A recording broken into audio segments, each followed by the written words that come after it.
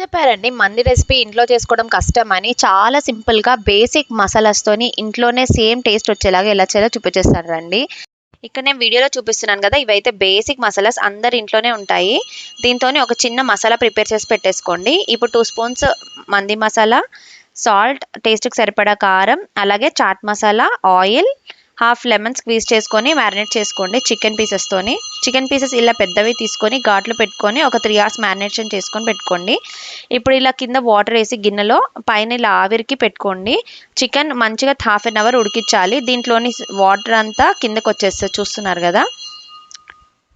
Chicken cook అయిన తర్వాత ఇక్కడ ఒక గిన్నె పెట్టేసుకోండి.